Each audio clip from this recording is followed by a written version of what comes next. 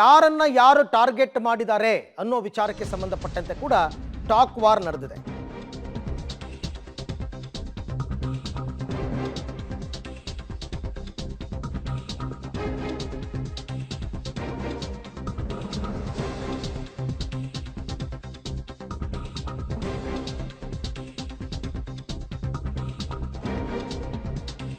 ಹಾಸನದಲ್ಲಿ ನಾನು, ಮಂಡ್ಯದಲ್ಲಿ ಕುಮಾರಸ್ವಾಮಿ, ಬೆಂಗಳೂರು ಗ್ರಾಮಾಂತರದಲ್ಲಿ ಡಾಕ್ಟರ್ ಮಂಜುನಾಥನ್ನ ಟಾರ್ಗೆಟ್ ಮಾಡಿದ್ದಾರೆ ಕಾಂಗ್ರೆಸ್ನವರು ಅಂತ ದೇವೇಗೌಡರ ಆರೋಪ. ಆದರೆ ನಾವ್ಯಾರು ಡಿ ಕೆ ಬ್ರದರ್ಸನ್ನ ಟಾರ್ಗೆಟ್ ಮಾಡಿಲ್ಲ, ನಾವ್ಯಾರು ಟಾರ್ಗೆಟ್ ಮಾಡೋದಕ್ಕೆ, ಜನ ಡಿಸೈಡ್ ಮಾಡ್ತಾರೆ ಅಂತಕ್ಕಂಥದ್ದು ದೇವೇಗೌಡರು ಮಾತಾದರೆ, ಡಾಕ್ಟರ್ ಮಂಜುನಾಥ್ ಅವರಿಗೆ ಗೌಡ್ರೆ ಬಿಜೆಪಿಯಿಂದ ಟಿಕೆಟ್ ಕೊಡಿಸಿದ್ದಾರೆ ಅಂತ ಸಿದ್ದರಾಮಯ್ಯನವರ ಆರೋಪ. ನೋಡಿ, ಎಲ್ಲೆಲ್ಲಿ ಏನೇನು ಭಾಷಣ ಮಾಡಿದ್ರು ಗೊತ್ತು ನನಗೆ. ಎಲ್ಲೋದ್ರೂ ಟಾರ್ಗೆಟ್ ದೇವೇಗೌಡ ತಾನೆ. ಹೌದು. ಮಂಡ್ಯಕ್ಕೆ ಹೋದರೆ ಟಾರ್ಗೆಟ್ ಕುಮಾರಸ್ವಾಮಿ ದೇವೇಗೌಡ.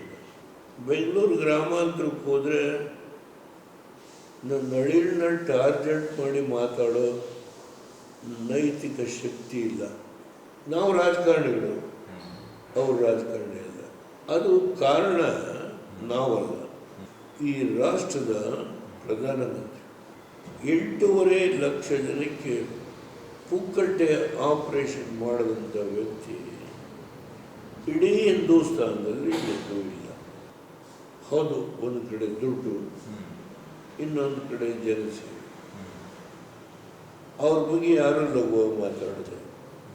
ನಮ್ಮನ್ನೇ ನಾವು ಡಿ ಕೆ ಬ್ರದರ್ ಹೂವರ್ವಿ ಜನ ತೀರ್ಮಾನ ಮಾಡ್ತಾರೆ. ಎಕ್ಸ್ಪೆಕ್ಟೆಡ್ ಅದು, ಇಟ್ಸ್ ನಾಟ್ ಅನ್ಎಕ್ಸ್ಪೆಕ್ಟೆಡ್.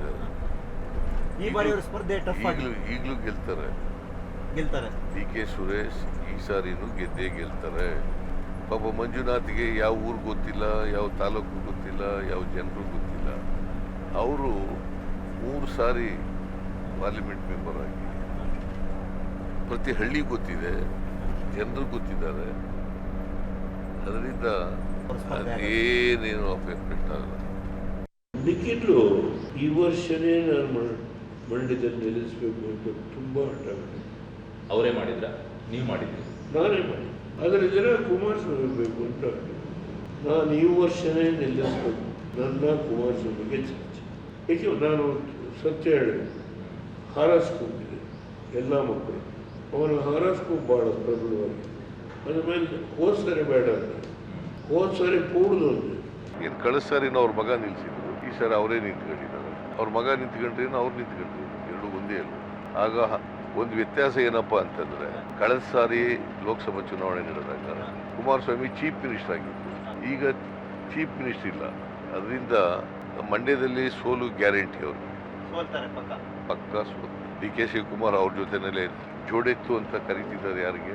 ಅವರಿಬ್ಬರಿಗೆ ಇಲ್ಲ. ಮತ್ತೆ ನಾನು ಹಾಸನದಲ್ಲಿ ಕ್ಯಾಂಪೇನ್ ಮಾಡದೆ ಹೋಗಿದ್ರೆ ಪ್ರಜ್ವಲ್ ರೇವಣ್ಣ ಗೆಲ್ಲಕ್ಕೆ ಸಾಧ್ಯ ಆಯ್ತಿಲ್ಲ. ನಾನು ಇಲ್ಲಿ ಸೋಲ್ಗೆ ಹೆಂಗೆ ಕಾರಣ ಆಗ್ತೀನಿ? ಅದು ಜನರು ಇವ್ರ ವಿರುದ್ಧ ಇದ್ರು, ಅದಕ್ಕೋಸ್ಕರ ಸೋತರು. ಕುಮಾರಸ್ವಾಮಿ ವಿರುದ್ಧ ಇದ್ರು, ಕುಮಾರಸ್ವಾಮಿ ಸರ್ಕಾರದ ವಿರುದ್ಧ ಇದ್ರು. ಸರ್ಕಾರ ಯಾರ ನೇತೃತ್ವದಲ್ಲಿ ನಡೀತಾ ಇತ್ತು? ವಿಷ್ಕಂಠ ಆಗಿ ನೀವು ಸರ್ಕಾರ ನಡೆಸಬೇಕಾದ್ರೆ